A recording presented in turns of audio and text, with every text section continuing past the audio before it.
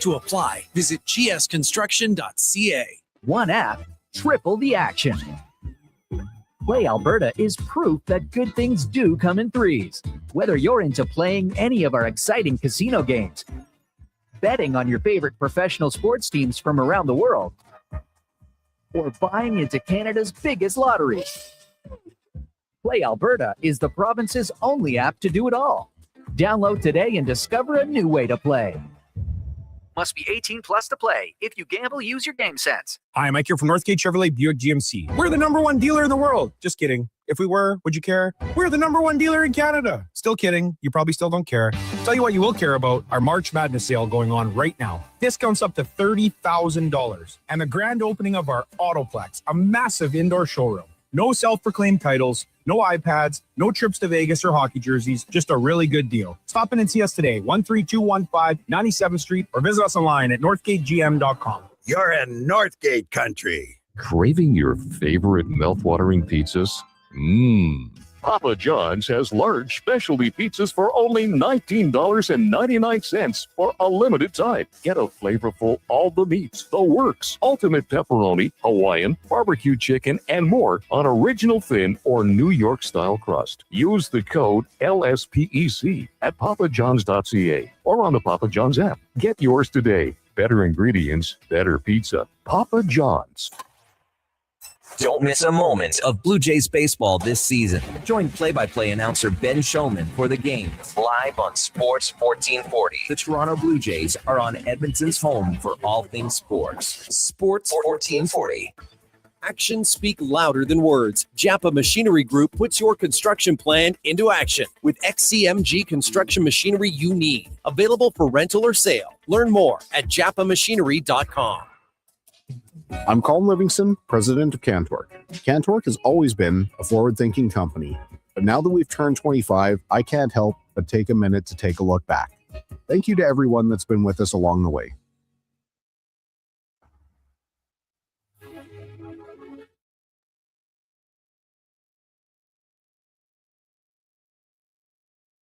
Here's the Lowdown with Lowetide on Sports 1440. Presented by Wolf GMC Buick. We're making it easy. WolfGMCBuick.com.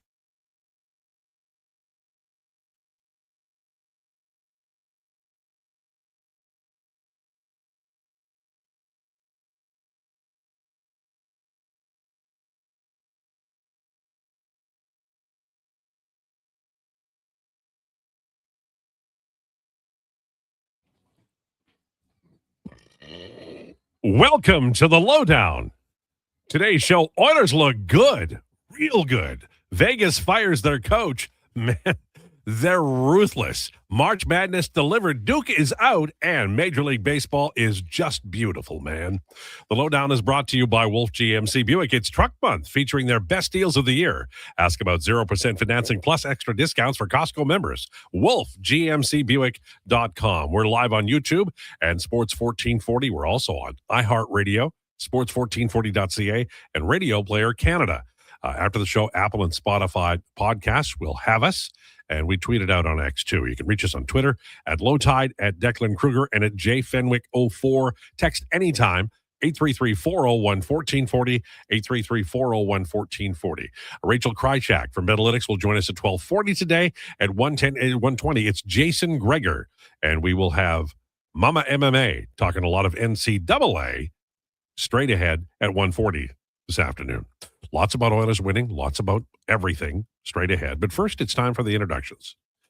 I told my daughter about all of the people on this show, and then I said to her, pick a theme and then tell me about each one. And I want to preface this by saying that she picked me to be Patrick, the starfish. He's the dumb one, is what she said. So if anybody is upset about what my daughter said about you, just remember that's what she said about me. All right. He is SpongeBob because he's ready for anything and is a sunshiny guy. He also says ridiculous things. Ladies and gentlemen, it's Josh Fenwick. Josh Fenwick. Yeah, I mean, honestly, if you want to, that's perfect. Well, your lead sunshiny, and character, I say ridiculous things, and yes, I am the lead character next to Patrick, co-star. I don't know. I think I've got a sense of where this is going. This is going for Dak. He is Squidward. Not surprised. Not surprised. He is the most competent worker, also sarcastic and opinionated, and probably everyone's favorite character. Ladies and gentlemen, Declan Krueger. Definitely the most relatable character. Yeah, once you broke it down, it made a lot of sense, even though I didn't love it. I was hoping to be SpongeBob because I got, it's the same reason I'd be in Gryffindor, main character syndrome. Best line in SpongeBob is Squidward laying on the beach, you get the idea, saying, I wish SpongeBob were here, enjoying SpongeBob not being here. Did you ever see that conspiracy theory? The Bikini Bottom is just Bikini Atoll, the nuclear testing site. I have seen. Yeah, pretty crazy. Theory. I mean, that's weird. That's inside SpongeBob there. Oh my goodness, is it ever? What a weekend of sports down to the CFL Combine this weekend. That was awesome. March Madness, and I did want to say, just based off your intro there, we'll be talking some MMA today at the 140 segment. Beautiful. There was some stuff. So okay, well, we'll get into everything today, including MMA, and I want to talk about that CFL draft too. Okay, Edmonton Oilers playing real well. And look, the division title is possible. I'm not saying they're going to win it, but they did what they had to do. There were some score effects, but they played well on the weekend. And after the Florida games, after the two Florida teams flew through town, they played exceptionally well. It looks like they've got some structure, and they're working hard, and they're doing a great job. The lines today via Jason Gregor will be here at 1:20 today, and his show goes at 2 o'clock this afternoon on Sports 1440. It's McDavid between Podkolzin and Savoy. Got an article up at The Athletic about that line and how well they're doing right now. Newage with Roslovic and Hyman, Dickinson with Szymanski and Kapanen, and then Henrique with Jones, who's playing well, and Curtis Lazar. Frederick is rotating in with Szymanski and Kapanen, so Frederick getting a little healthier, and we'll see how that goes. Ingram is a starter in net, according to Jason. Could see him tomorrow, and then Jari on Thursday in Chicago. So let's go, because the memory of the game is a little bit of a distant bell. But my goodness, that top line is rolling. I like the pairing. I really liked Connor Ingram. I thought he played exceptionally well. What do you boys think about the Edmonton Oilers right now? You want to fire this one off? Yeah, sure. I'll start. First of all, again, sort of like beating a dead horse here, but Matt Savoy, oh my God, what a player. Absolutely insane. And a little strong, but I hear you. Yeah. But I also want to say shout out to Pods, because that was a great move that he made. That was outstanding. That was a fantastic move, and I don't even think we brought it up when I was doing pre and post this weekend, and I don't think Walker and I brought up the fact that like Pods made such a great move at the goalie to sell it like he was about to take a shot and got it over to Savoy for a wide open net. Like, that's fantastic. Not many big men can do that with the speed and the skill. Not at all. And so I was very impressed with Pods' game. The defense continues to roll. There was multiple times where Walker and I were talking to each other and said, oh, good stick by Nurse there, or good this or good that. So Nurse's game has really turned around. So this is a far cry from it, even just a couple of weeks ago when we were saying, like, what are you supposed to do with Darnell Nurse? And I give a lot of credit to Connor Murphy on that as well. So blown away with the way they keep playing. They should be at 5 straight wins by the end of this week. Or by Saturday, I guess. That would be huge considering the year and how it's gone. Declan. Yeah, narrative driven, right? Like, you're playing 3 playoff teams, 2 in the Pacific that you're chasing. Never been worried about this team in the Pacific. Very much thinks it's theirs to lose. Vegas just let go of their coach, so kind of shows how things are going there. Anaheim has a -6 goal differential. Yeah, it's, these are 3 good wins. These aren't earth-shattering wins where you're beating up Colorado, Dallas, and Tampa Bay back to back to back. But these are 3 teams, 2 of which are in your division, 1 of which 2 of which technically you're conceivably fighting for the division title with, and another team that's an 80-plus point as it stands, wild card team. So there are 3 wins to have. Matt Savoy, love his game. The only reason I push back on Josh like that is because he was, I just felt like there were kind of some vibes of talking about him like this is going to be a 40-goal point per game player. Like, I don't know if we're ever going to get that. We're never getting there. Yeah, like, I don't think we're going to get that out of Matt Savoy. Really likes what he brings to the table. I really like him playing alongside McDavid. Podkolzin, people have always loved his game. Good size. Like, Dry made the point, and you just really see it when you watch him. He does the things players don't want to do that help out the superstars. Love his game. There's nothing I can add, really. I feel kind of bad because I'm talking a lot and I'm not adding much. Defense is playing well. It's a great 3-game win streak. Let's just keep this momentum rolling. Add a couple up before the Vegas game on Saturday. Maybe we can get up to 6 in a row. Who knows? But the bottom line before I throw it back to you is I've never been worried about this team in the Pacific, not remotely. This was more evidence of that this past 3-game stretch, even though Utah is obviously a central team. The interesting thing about McDavid's last 7 games, there's been a spike in 5-on-5 scoring by him and by his line. In the last this is from the article I wrote in The Athletic today. In the last 144 minutes of playing times over those 7 games, he's played 78 of those minutes with Savoy at 5-on-5, 56 with Podkolzin, 55 with Hyman, and 23 with Nuge. I was surprised by the breakdown. I didn't think that Hyman and Nuge had been playing with McDavid at 5-on-5 that much, but as a matter of fact, they have. Now, here's the thing. McDavid was on the ice with Savoy for a goal for 7 times, and that works out to 5 goals per 60. And then with Podkolzin and Hyman, 3 goals, and then Nugent Hopkins, 1 goal, it all works out to around 3 goals per 60. So Savoy, luck or whatever the case may be, has been more a positive influence on the goals that are going in. The other thing that I mentioned in the article is I thought he was shooting more. He's not shooting more, but he's shooting from really good places in the last while. I don't know that Connor McDavid feels as though he's more comfortable shooting the puck with these 2 young cats, Podkolzin and Savoy, and maybe he checks down and passes to Hyman and Nuge, but the numbers suggest that at least right now, in a small sample that you can't trust more than you can trust Josh, this line is scoring more goals, and McDavid especially is scoring more goals. We'll see how it rolls out. And Declan made a great point about, the quality of competition, but it's there. This line, when everybody gets back, when Leon gets back, because Nugent Hopkins is playing well with Hyman and Jack Roslovic, he might end up playing with 2 new guys, and you know that he can do that. Leon Draisaitl can play with, damn near anybody. You put him out there with a 5-gallon can of turpentine and, Oswald from the cafeteria, and he's going to do something. That's Leon. Going to turn those guys into rich and wealthy men and buckets. And I'm just so interested. I like the coach a lot, but I think that if he's more creative than we've seen this year, there could be 3 outscoring lines, and that would be massive for this organization. They have not had that. They have not had that. Even during the 2 Stanley Cup final runs, they did not have that.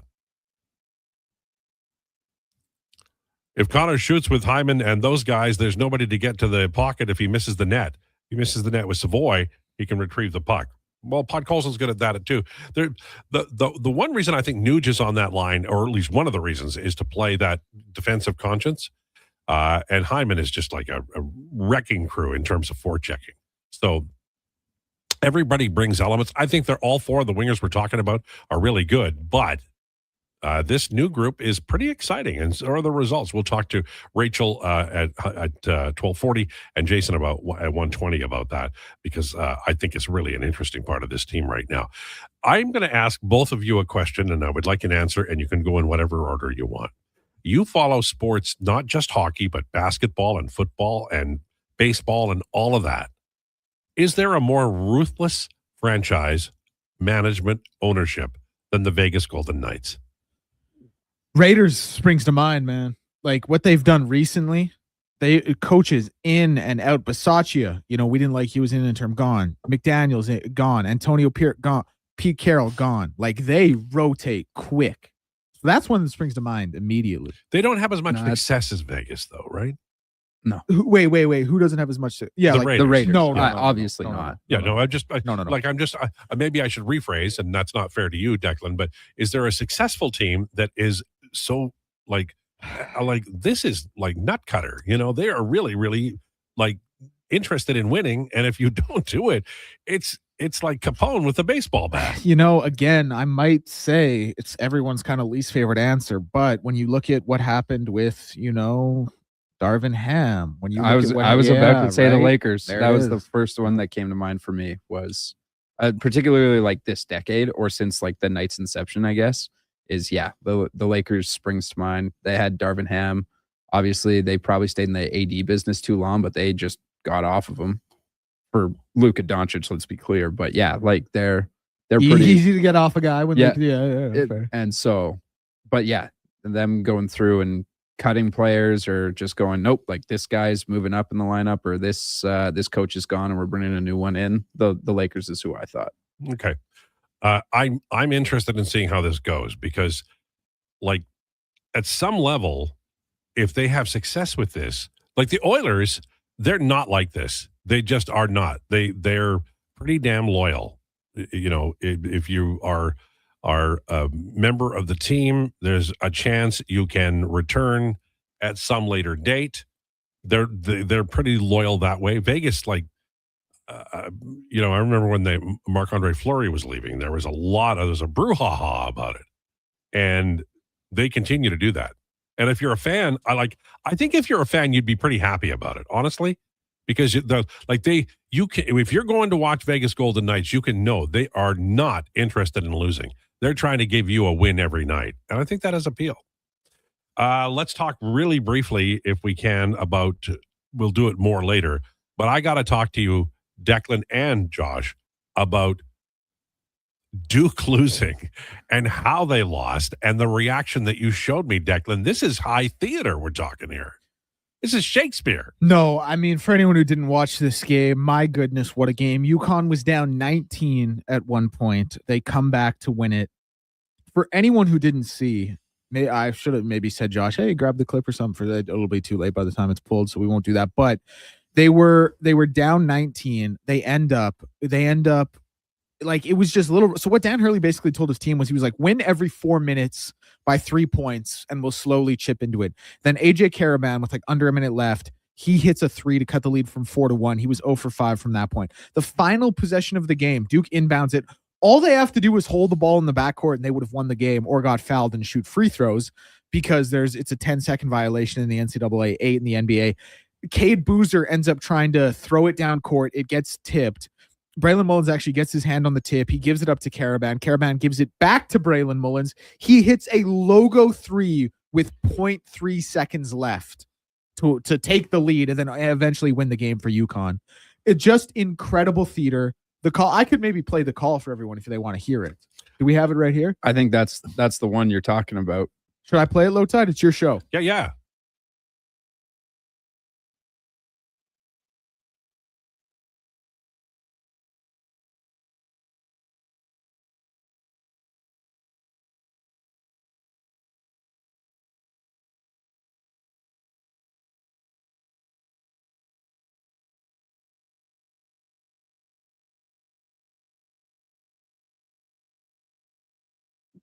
Remember that guy who made the shot? That's my favorite basketball player. Braylon Mullins, and he is a freshman, Gideon, by the way, who was, I believe, 17% from the field from 3 in the tournament and 0 for 4 in that game. Biggest shot of his life. Duke, you're going home, baby. Oh, so good. Is that bigger than the Leitner shot? Like, is that, like, will it be up there at least? Was Leitner's shot for the championship? Yeah. It can't be bigger than that. Can't be bigger than All Leitner's right. shot. Okay. I got excited there. Wild though. And also Caden Boozer, he took it on the chin. Like, he accepted he took questions after the game and said, I felt like I cost my brother and the team and everything, and that might have been their last game played together.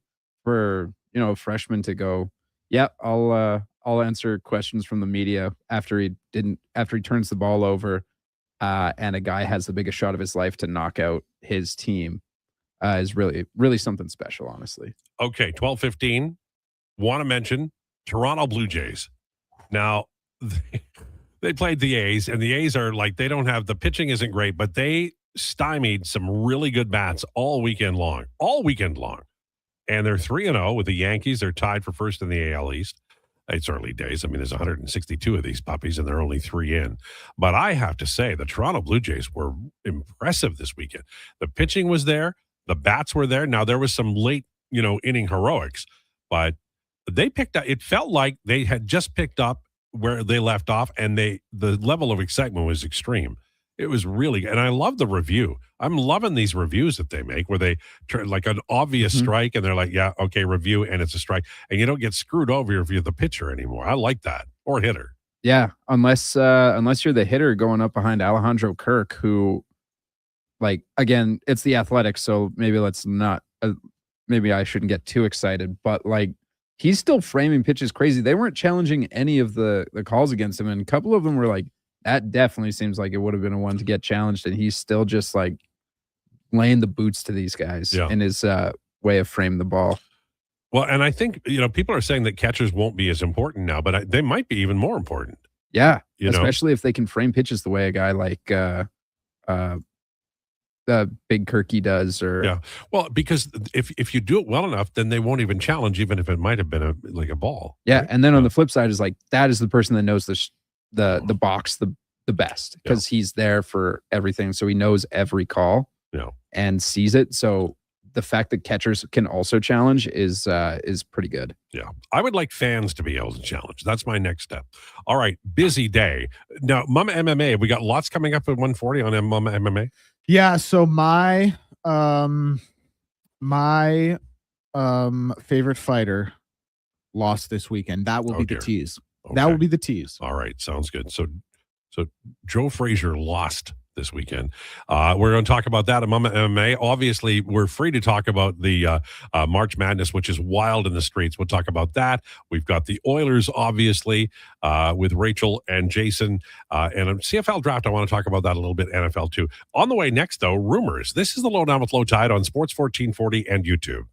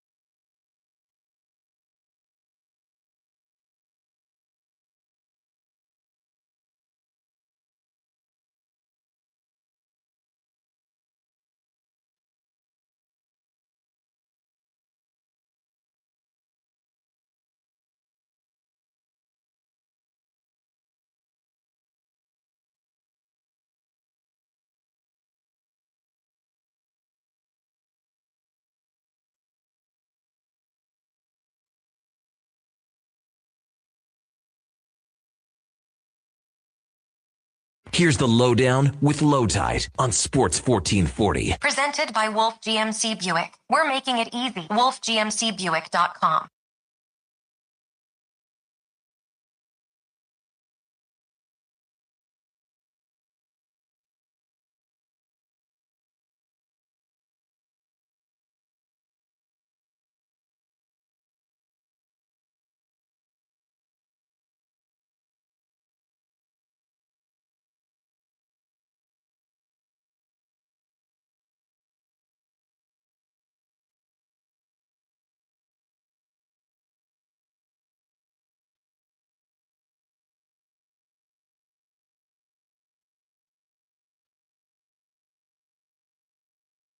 See, Buick, it's truck month. Check it out, wolfgmcbuick.com. 1223 as the spring just keeps rolling along. I believe it was mid-February that I declared it spring specifically, and we've had nothing but good weather since. And I take credit for that. I think I caused it, and I'm going to do it every year now. Just declare it spring, and then we can enjoy the good weather a little early. It's time for Rumors, brought to you by Great Canadian Solar. Great Canadian Solar has been helping homeowners and businesses harness the power of the sun for 15 years. Invest in solar and yourself. GreatCanadianSolar.com. All right. Edmonton Oilers are winning, and they've got a shot at the Pacific. The Pacific title, the last time they won it, it wasn't even called the Pacific. 1987, they won the regular season division title. And we could see that. Now, it's still a little bit of a long shot because Anaheim has a significant lead based on the number of games left, but it could happen. So each and every game is very important. Jason Gregor is going to join us at 1:20 today. He tweeted out earlier today that McDavid's playing with Podkolzin and Savoy, Nuge with Roslovic and Hyman, Dickinson between Szymanski and Kapanen. Szymanski has been a real revelation. Henrique with Jones and Lazar. Now, Frederick is rotating in with Szymanski and Kapanen, so that's cool. And Doc is also skating. This is via Jason. Ingram is in the starters net today. So there's lots of news coming out of the Edmonton Oilers today, and most of it, if not all, is encouraging. The Oilers also made a move on the weekend. They signed defenseman Thomas Sabalka, who is from Czechia, and he's an interesting guy. Undersized, left-handed puck mover. I mean, they already have Damien Carfagna down in Bakersfield, but you're just trying to add as many pieces as you can. And remember last year they picked up Josh Szymanski, Atro Lepinen, and they had success with them in the AHL, and Szymanski's come up to the NHL. We'll see about Carfagna probably next year. And the idea of signing free agents out of Europe is a brilliant one. This is the open season for it and for college signings. And I expect we may see some college signings here in the next few days based on rumor, innuendo, and whatever else. But it's a good way for a team that doesn't have a lot of draft picks because they traded at every deadline to add. And that's what they're doing right now. The recent winning streak for the Edmonton Oilers is a timely one because they looked very recently like they were tired and didn't have any answers. Their outlets weren't great. There wasn't a freshness to them. Their forechecking and back-checking wasn't strong. And it's all turned around on a dime. We always say, well, you can't do that. But the ceiling and the floor for this team are so far apart that it seems like there's no middle ground. They'd never give you like a solid but, somewhat soft product. It's always either fantastic or really frustrating. And getting consistent, I think, is going to involve some of the new players. Connor Murphy with Darnell Nurse is working out very well. We'll see about the forward group, Doc skating again. And I think Connor Ingram has played well enough here in recent weeks for us to call him the number one goaltender as they enter the playoffs. Maybe I'm wrong, but you'd like to see Jari recover a little bit and be able to be counted on as they go to the playoffs, and we'll see if that happens. Either way, this is wild because it's a fever pitch, and it goes from sublime to the ridiculous in a moment's notice. I have never seen a team that is this good that also has so much in the way of gaps between their best and their worst. we mentioned earlier that, and we'll talk about it with both of our guests today. Vegas Golden Knights have fired Bruce Cassidy with not much left in the season. You remember they played Edmonton last week and lost. John Tortorella is the new coach, and they've hired him for like 6 games and then the playoffs, and that's it. Like there's no special thing here. And Tortorella is a throwback. He's a guy who is pretty hard ass. His media avails often are critical of players, and the Vegas Golden Knights ownership and management must feel as though they just needed a different message and more of a stern message. Tortorella at this point in the season is a wild hire, I think. Not Minnesota wild, but a wild hire, because he's a guy who is hard. They call him hard-ass coaches, and he is that. And we'll see how it goes. I know Vegas has a veteran team, and their problem, I think, is goaltending. I don't know what Torts will do there. He's thrown a few goalies under the bus in past years, but they weren't going anywhere the way they were playing, or at least it didn't look like they were. So I think this is, at some level, justified. We'll see how it goes. My question is, you guys want to have a lash at it. What are the odds, and I'm going to ask Rachel this and Jason this too, what are the odds Bruce Cassidy ends up in Toronto as their next coach? Ooh, that's a really good point. That's something I hadn't thought about. First of all, can we just address how funny of a visual John Tortorella coaching Mitch Marner is? Like, you want to talk about a player and a coach not on the same page, just stylistically. Like, boy, do you ever have it. Only one of them's going to the beach. My other thing with Vegas is, like, I don't think anyone really thinks Bruce Cassidy is a bad coach. I don't think Vegas was necessarily a poorly coached team. Like, they just didn't have goaltending in a lot of regards, and their team defense was actually quite fine. Like I outlined, just purely stealing from Jason, some of the expected goal numbers versus actual goals last week. To answer your question, Bruce Cassidy in Toronto, yeah, like I absolutely see it. He's someone who really fits kind of the mold of what they do. I think he is a good, proven coach, which I think, like Toronto, their whole thing with this core has been like, let's get over the hump. They've tried it with a few different iteration of coaches. It hasn't worked out, but I like that fit. And moreover, it just feels very Toronto to me. Yeah, I think there's a real possibility that happened. Now we're getting ahead of ourselves because they may clean house farther up the chain, the Totem food chain, pole, yeah. right? So we'll wait and see on that. But it's interesting. I was interested to see that happen and then kind of make notes about where is this going to go beyond just the Vegas moves. In the Major Leagues of Baseball, so many Major League Baseball debuts that McGonigal in Detroit, Weatherholt in St. Louis.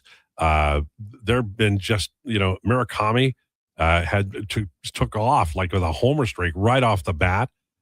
Just wild time in the Major Leagues of Baseball. It came back. It was exciting. It was great seeing the veterans. The Jays are fire. But it was fun to watch all these new hires who are really doing well. Baseball is back, and it's going to be a year from now. There won't be baseball because they're going to lock everybody out.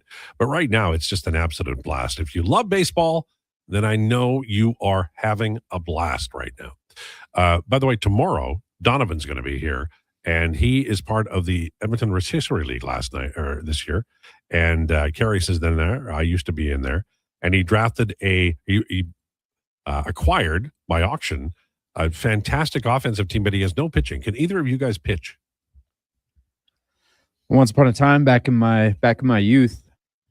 Now, I don't think I have the juice no more. Are you a lefty? No, I'm a righty. Okay. Left-handed. If your kid's a lefty, man, put him in pitching early. Yeah, I'm telling you. Yeah. I never played baseball. I would have loved to play baseball. I think baseball. You missed out. Yeah, I think it would have been a really, really fun, cool sport to be in. Listen, I can probably pitch as well as anyone who's a semi-athletic guy who loves sports and kind of keeps up with it. You know what? You'd be surprised. They throw like 100 miles an hour. Yep. Mason Miller's like 102. Sick walkout song, by the way. Oh yeah, yeah. And who's got the trumpet? Diaz in L.A. That was Diaz that walked out to live trumpets. So good. I did a fantasy baseball draft this weekend. We don't have to do it on air, but I would love to get you guys to break down my team. Tell me how I did. Well, can you post it? Can you tweet it out? Yeah, I can tweet it out. Tweet it out and we'll talk about it. Let me know if I reach. I took Eugenio Suarez at like 32nd overall or something. That's a little high, but you know what? He's got great power, and he's playing in Cincinnati. And I needed a red. I needed a red. That well, was of course you did. Who took Ellie on you? Ellie went 5th overall. I don't know. Son of a. Where did you draft? I drafted 9th. Well, that's unfair. Who was your first pick? My first pick. Oh, I'm gonna have to go back and look at who I actually took. I think I took Schwarber. Oh, I took Schwarber. Good. Yeah, there. then I took Gunnar Henderson at 12th. Great. You got to get a shortstop early because they've got great ones, but they go in a damn hurry. So I think you did pretty well. Rams interested in Kirk Cousins. I guess Testaverde's not playing this year. What are our thoughts?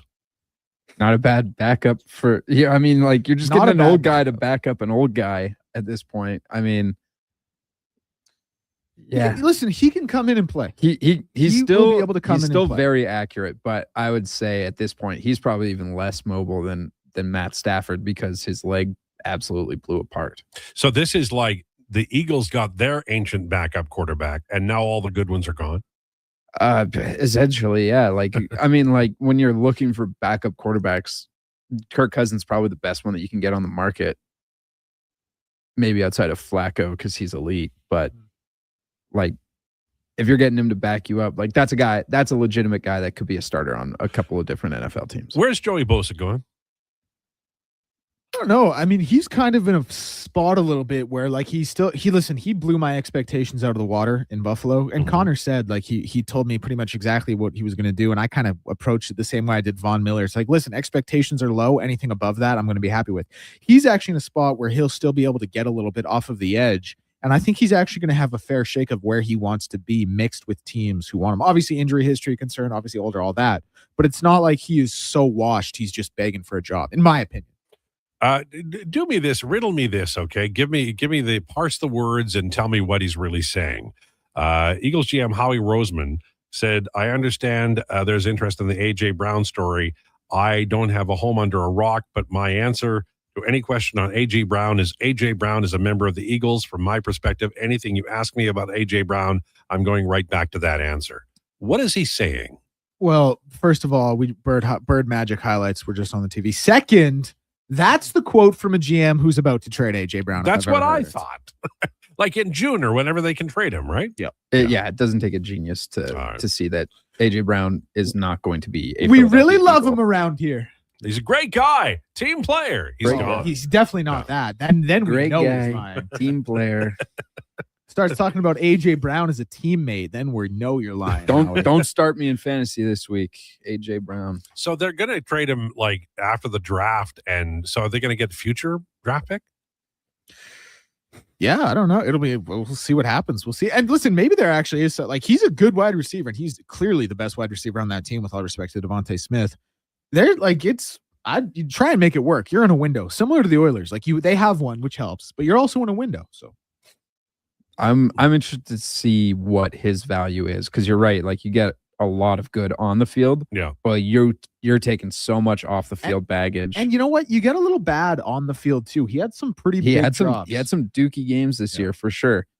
Can but that was the fault of Jalen Hurts' throwing ability and not that's AJ Brown. Here we go. You guys know how hard I am on Jalen Hurts. Go. This is why I need McKenzie back here to make it even. No, because I'm telling you, guys. Like, AJ had like those drops were his own volition. Those drops were literally his fault. Jalen was doing everything right, and AJ was the one who wasn't. Who's the most prima donna wideout the Eagles have ever had? And it's not AJ. Well, it is Terrell Owens. Yes, because Terrell Owens played in a Philadelphia Eagles jersey. But that's also like asking, well, who's the best Oilers player ever? It's like, yeah, we know there's an obvious answer here. We don't need to dig too deep. If he'd been healthy in that Super Bowl, they might have won the damn thing. Yeah, he was a heck of a wide receiver, man. Heck of a talent. I've been an Eagles fan for like 50 years, and the heartbreak, like that's why I want the Chargers to win for Connor, and I want my friend Paul Almeida to watch the Bengals. The only guy I know is a Bengals fan. I want Paul Almeida to see the Bengals win the Super Bowl, and I want the Bills to win for Declan and the other 250 Bills fans I know, and I don't recruit them. They just show up like a bad penny. Do the Bills have the most fans in Edmonton of any NFL team? It's got to be either them or the Seahawks. I would probably lean Seahawks on this one. Maybe the Steelers, because honestly, I would say I know way more Steelers and Hawks fans than I know Bills fans. I was gonna Vikings have a really good Well, contingent. Vikings are. Any of those teams that are sort of near the border that you could travel to. Mhm. I don't know what the deal with the Steelers fans are, but Vikings fans and Hawks fans, I come across a lot. And then, for whatever reason, Steelers fans, a couple Bears fans here and there. I've met probably 20 people from Ohio in my life, and they're all Steelers fans. What does that say about the Browns? Yeah, especially Browns and the Bengals. well, Bengals. Yeah, I was just gonna Oh say. my God. Text in your NFL team. We'd love to know. Oh, that's a good idea. All right, Rachel on the way next. Lowdown with Lowetide on Sports 1440 and YouTube. Wondering what you can afford? Let Go Auto do the math with our free car loan calculator. No pressure, no awkward convos, just quick answers on your budget and payments. Bad credit? No credit? We got you.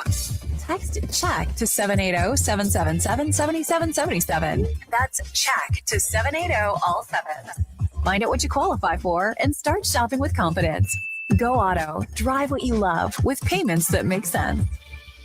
Come for Canada's largest trade shows, the biggest names in entertainment, exhilarating sporting events, and more. And stay for the experience at the Edmonton Expo Centre. Looking for the perfect place to host your next big event? From trade shows to galas, meetings, and concerts, the Edmonton Expo Centre has the space, event expertise, and service to make your next event unforgettable. With over 522,000 square feet of flexible event space, in-house catering, and operational expertise, they bring your biggest vision to life. Learn more at EdmontonExpoCenter.com today. One app, triple the action. Play Alberta is proof that good things do come in threes. Whether you're into playing any of our exciting casino games, betting on your favorite professional sports teams from around the world, or buying into Canada's biggest lotteries, Play Alberta is the province's only app to do it all. Download today and discover a new way to play. Must be 18 plus to play. If you gamble, use your game sense. At Fountain Tire, the savings come in threes. Up to 25% off select tires, a mail-in rebate of up to $100 off a set of 4 select tires, and $50 off a $150 service. We're basically the BLT of savings. Until April 25th. Restrictions apply. Book today. Do you work for a company that wants to reach people who love sports? Or maybe you're looking to hire people who love sports. Sports 1440 partners with dozens of local businesses, connecting with tens of thousands of Edmonton sports fans every day. On the radio, on the listening apps, on YouTube, and on social media. Contact our sales team today to see what Sports 1440 can do for you. Email Gregor at sports1440.ca to get started. Who's that working on the underground utilities over there? All-Star Construction, that's who. What about the street lighting? Yep, All-Star Construction. And the directional drilling, hydrovacing, neighborhood renewal, and telecommunication work? Yep. Since 2009, All-Star Construction has been doing all that and more, shaping and building Edmonton communities for land developers all around Edmonton. That's what All-Star Construction is all about. The Bricks semi-annual sale is back with prices so low, they only last until March 30th. Save up to 30% off sofas, sectionals, and recliners, up to 40% off select mattresses, and up to 30% off bedroom and dining furniture. Buy more, save more. Up to 15% off select major appliances. Plus, elevate your outdoor with up to 20% off outdoor furniture. Some exclusions apply. Visit thebrick.com for details. The Brick, saving you more. Ride for Dad is back. Join Sports 1440 as we help raise funds and awareness for the fight against prostate cancer. The ride starts Saturday, June 13th at Blackjack's Roadhouse. Register online at ridefordad.ca and find more info at sports1440.com. Euphoria returns for an all-new season, and you can only watch it on Crave. If you make a deal with the devil, there's no turning back. Now's the time to catch up on the groundbreaking HBO original Critics' Call, one of the most explosive, heartbreaking, and entertaining shows on television. Starring Emmy winner Zendaya. No matter how hard life was, it got harder and more complicated. Euphoria. Catch up before the new season, April 12th. Only on Crave. Subscribe now at crave.ca.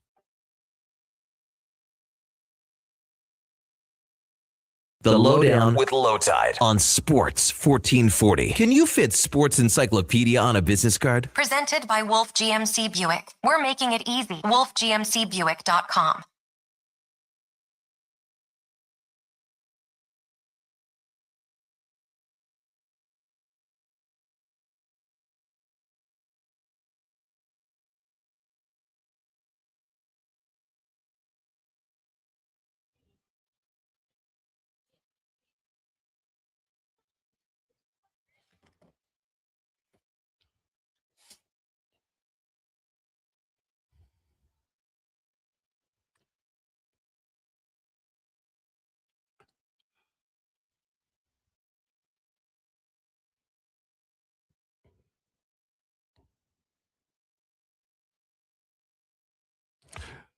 It's the Lowdown on Sports 1440, brought to you by Wolf GMC Buick. It's Truck Month. Check them out, wolfgmcbuick.com. Joined now by Rachel Kryak from Metalytics. Rachel, how are you?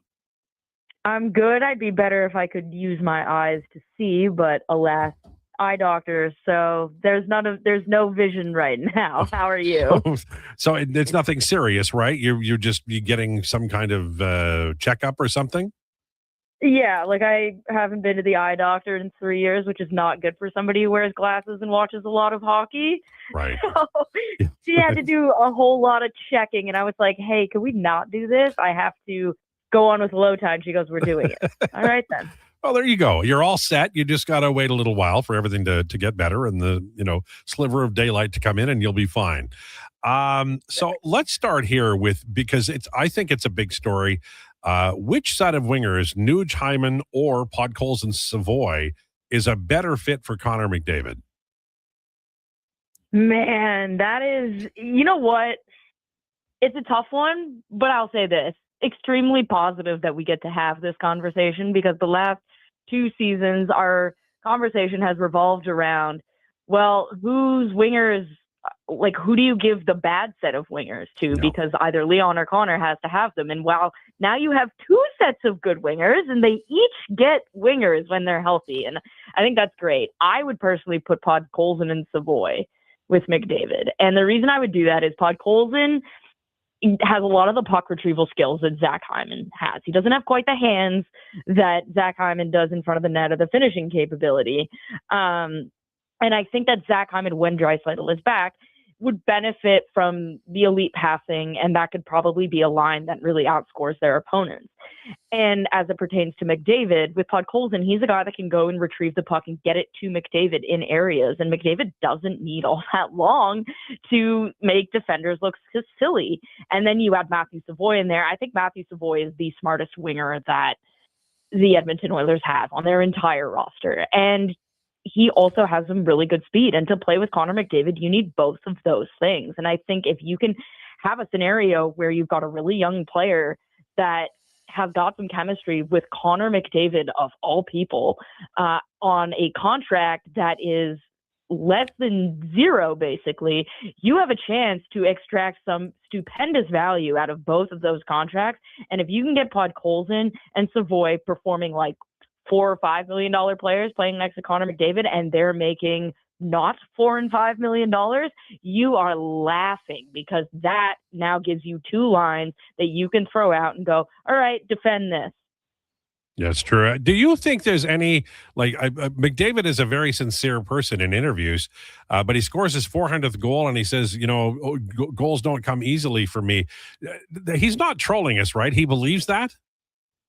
He does believe that. I mean, for as long as I can remember watching Connor McDavid, which has been since he was about 9, maybe even earlier, he's never been a goals guy. He's never been that player. He's always been the facilitator. He's never been the guy that's been a shoot first mentality. And it's not ingrained in him. He's been a very unselfish player since probably before anybody even knew who he was. And so when he says goal scoring doesn't come natural, I mean, yes, he has 400 goals, and we may all say that's crazy for him to say that, but look at his assist totals. Yeah.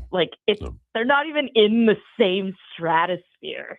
And so maybe for him, so if we take a percentage of his points that are goals versus assists, yeah, I think you can say he's not a shoot first player.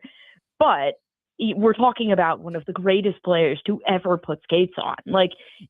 You have to measure it appropriately. And so, yeah, when you compare him to your average NHLer, yes, goal scoring comes easily. When you compare him to Alexander Ovechkin, goal scoring does not come easy. When you look at this team, I always talk about ceiling and floor, and they're so wide for a team that's a legit contender. But the floor we saw against the Florida teams, Panthers and Lightning, and then the ceiling, everything since, it feels to me like I could make the case that even if they got out of the West, they would be doomed just because the East has stronger quality team. Is that a credible argument to make? I genuinely believe, and I would say this probably outside of if Colorado finds their game, this probably doesn't apply to them. But I genuinely believe that the team that comes out of the West is probably, and if it's out of the Pacific specifically, because like he has said, it's a pillow fight at this point. Their first 2 rounds are going to be a joke. Whoever comes out of the West actually might have an advantage in the Cup final. And I say that because the East is going to be an absolute war. And I am not sure that whatever team comes out of the East isn't going to be completely broken and injured versus the West, where, I mean, you look at the Pacific Division, like there are probably 12 teams in the East that would take down every single team in the Pacific Division in the playoff series. And so I look at the Pacific and I go, if the Oilers can get out of the first 2 rounds relatively unscathed, and let's say it's pretty short and they don't have a ton of injuries, I mean, they're probably going to be the team from an attrition standpoint that's in the best possible stance. And then they're playing against a team in the conference final who's coming out of the Central, which is also going to be a complete and utter war that's probably going to be broken to a degree. And so there's matchup advantage there. And so I think really the only advantage that a Western team is going to have over the East is that the East is going to be a complete nightmare to get through this year. That's fair. Rachel Kryak, our guest from Metalytics. Oilers fans are raving about the Nurse Murphy pairing. The 5-on-5 outscoring isn't great. 2 goals for, 5 against, although they're at 48% expected goals at 5-on-5. Is this the eye test lying to us, or is there something real here and they're just unlucky? I think it's a bit of both. I think that Connor Murphy certainly has stabled Darnell Nurse. He's fully, like, Darnell looks a little bit more confident. He looks like the errors are not as catastrophic. And I think part of that is Connor Murphy is a very good defender and he can mask some of those errors. Now, you're not necessarily getting the goaltending to do the rest of that masking. So do I think that that's a second pair on a Stanley Cup winning team? No, I do not. Do I think it's a third pair on a Stanley Cup winning team? Yes, absolutely. I think that they're good enough to play secondary matchups for sure. The unlucky thing I don't necessarily buy into, because every single player on the Edmonton Oilers is getting the same goaltending right now. You have to find a way to tilt the ice when you're on the ice. And I mean, certainly the penalty kill looks a lot better with Connor Murphy from an eye test perspective. Like that has improved leaps and bounds in terms of the quality of chances that they seem to be giving up, in terms of the passes across the ice that they are no longer allowing. The loss of net front battle is not nearly as often as it used to be. And so I look at that and I say, okay, like that is absolutely an improvement. But I would say be very cautious in the evaluation, because they are one goalie bad game away from being a -4. So this is the big story, and I'm going to ask you 3 questions about it, but I want to start with this. Have you ever seen a team as ruthless as Vegas Golden Knights in any sport? In any sport, yes, for sure. European soccer is my first love. And F1 racing is also incredibly ruthless. But I would say European soccer, like when we're talking about the big boys, we're talking about Real Madrid, Bayern Munich, Barcelona, Liverpool, these types of teams. You can win. To give you an example, Bayern Munich won a championship. They won the equivalent of the President's Trophy, but they didn't win the Champions League. They went out in the equivalent of the conference finals and fired not only their coach, but their sporting director. So yes, I have seen it. The success that is expected in European soccer is slightly psychotic, especially for the big teams. And then I would say in hockey, like the last time I remember a team being this ruthless was the Lou Lamoriello New Jersey Devils. Right. Yeah. That was really the last time. We haven't really seen it in hockey. You don't really see it in baseball. Like I would have thought the equivalent would have been like firing Aaron Boone in New York, I would say, or even better if the Jays had said, John Schneider, you're not coming back after losing in Game 7 of the World Series. Like, that would have been a little extreme, I would say. Yeah. But no, I think that, Vegas is very ruthless. And yes, it can be successful, but you also need to have a balance. Can John Tortorella do enough in a short period to make a difference? Yes, I think he can. So Bruce Cassidy's system is one of the best from a structure standpoint. It's one of the best systems of the last 10 years, I would say. And John Tortorella is a great coach. And where John Tortorella gets a bad rap is people think that he's a mean guy because he's gruff in the media and players don't want to play for him.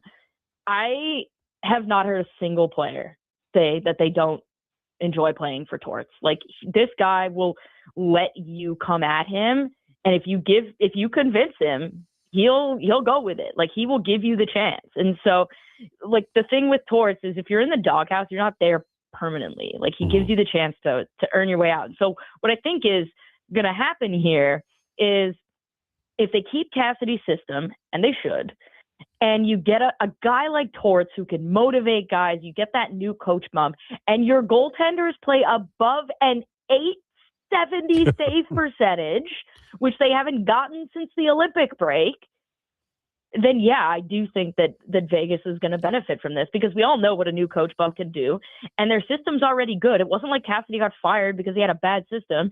And if their goalies can make literally one more save a game, they'll be just fine. Rachel Kryak, our guest from Betalytics.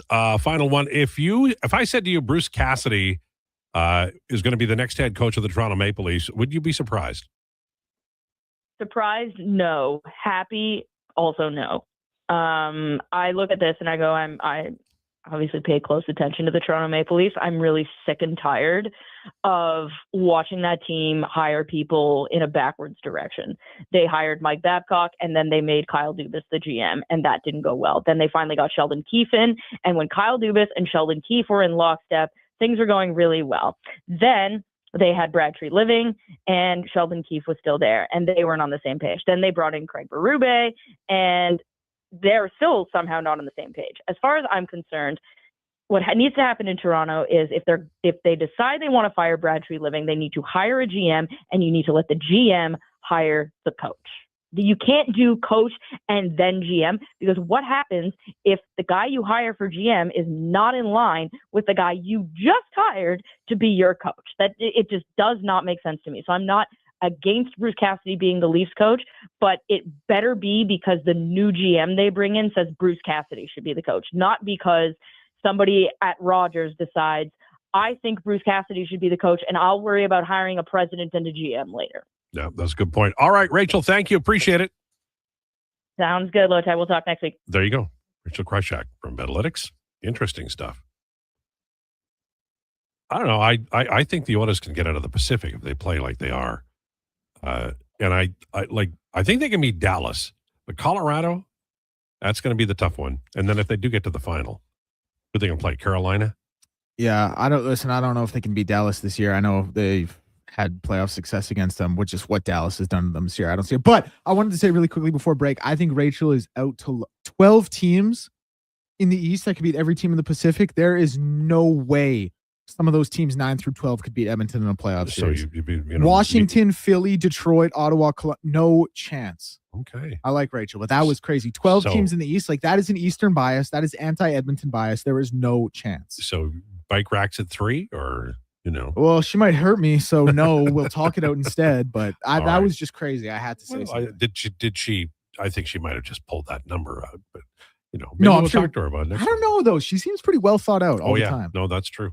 12 is a lot, but you know what?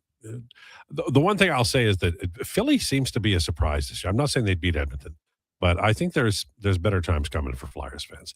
All right, on the way, we're going to talk about March Madness, baseball opening weekend, and Jason Gregor will join us at 1:20, and then at 1:40, it's Mama MMA on Declanations. This is the Lowdown with Lowetide on Sports 1440 and YouTube. It's time for an update with Declan Krueger. This is a Sports 1440 update. Brought to you by Custom Floors Inc. Floors done right for homes or for businesses. Visit the new showroom, 115-771 49th Street, now open 6 days a week with Saturday hours from 10 to 2. And you can also visit customfloorsinc.ca. NHL action, 5 games on the schedule. All gets going at 5 o'clock. Pittsburgh and New York. Calgary, Colorado, Vancouver, Vegas, Toronto, and Anaheim also on the dock in the late games. We'll see St. Louis and San Jose taking on the Sharks.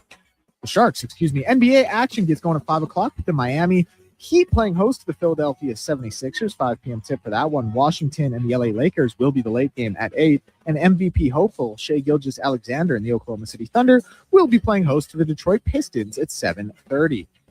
MLB action set to get going at 2:10 today with the Twins and the Royals. Rangers-Orioles also on the dock at 4:35. Toronto Blue Jays will be playing host to the winless Colorado Rockies. It'll be Ponce on the mound in that one, and you can catch that coverage on Sports 1440 on the AM dial only. Finally, women's NCAA tournament, 2 games today in Elite Eight action. Michigan and Texas at 5, and TCU against South Carolina at 7. I'm Declan Krueger. This has been a Sports 1440 update.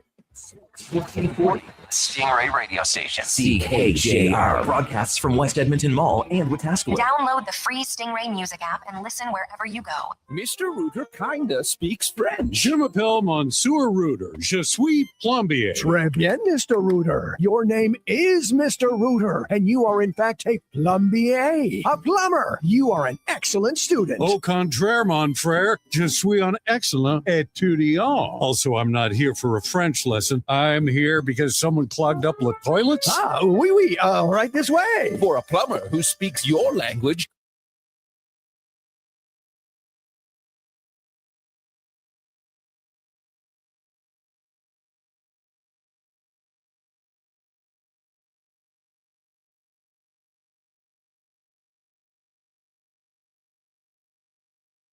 To go. Got to cut and run through the ball. He'll do better than this guy. Get it into Boozer. Back for Saar. Ahead. Boozer. That ball deflected. And stolen by Mullins. Caravan, 2 seconds. Mullins tosses it out. It's good. We're pulling 3. Goes in front.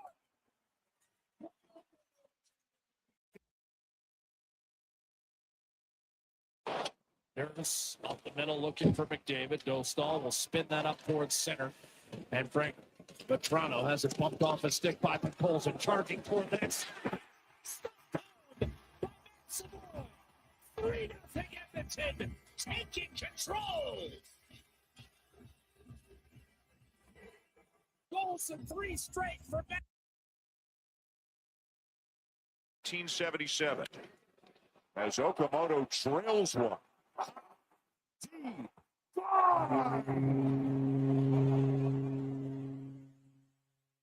His first home run as a Blue Jay, and it is 4-0.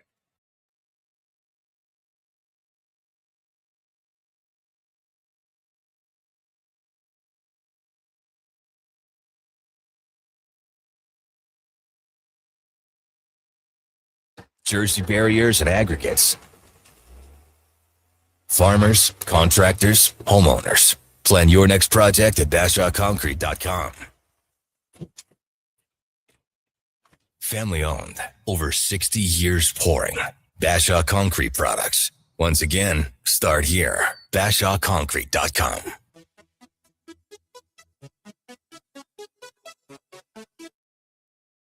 The Lowdown with Lowetide on Sports 1440. Can you fit sports encyclopedia on a business card? Presented by Wolf GMC Buick. We're making it easy. WolfGMCBuick.com.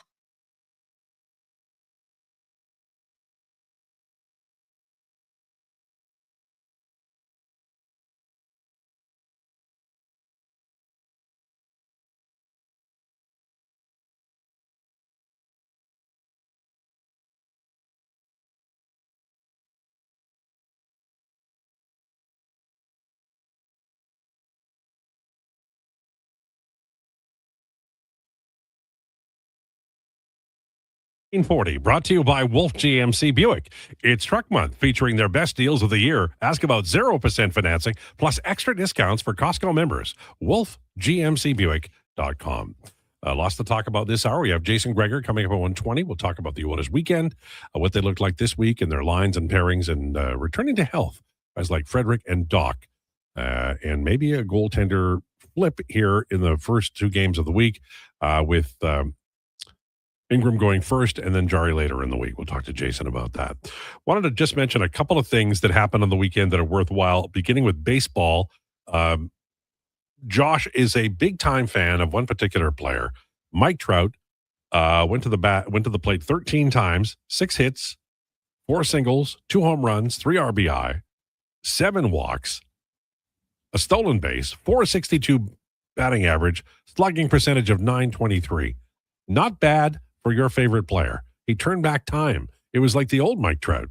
I mean, yeah, as of right now, he's on pace for 108 home runs this season. So it felt pretty good. Yeah. When we were on air on Saturday, he'd homered in back-to-back games. I told Mackenzie, I was like, yeah, he's on pace for 162 homers this year. Mike Trout is back, baby.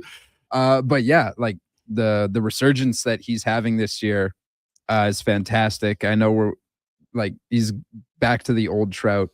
Cue the texts that come in and say, oh, speaking of old Trout, is he on the IR yet? Yeah.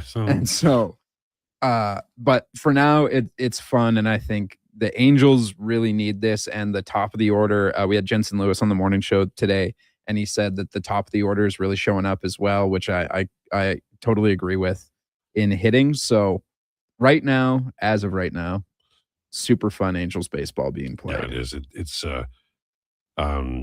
and the Jays are fun too. Like that.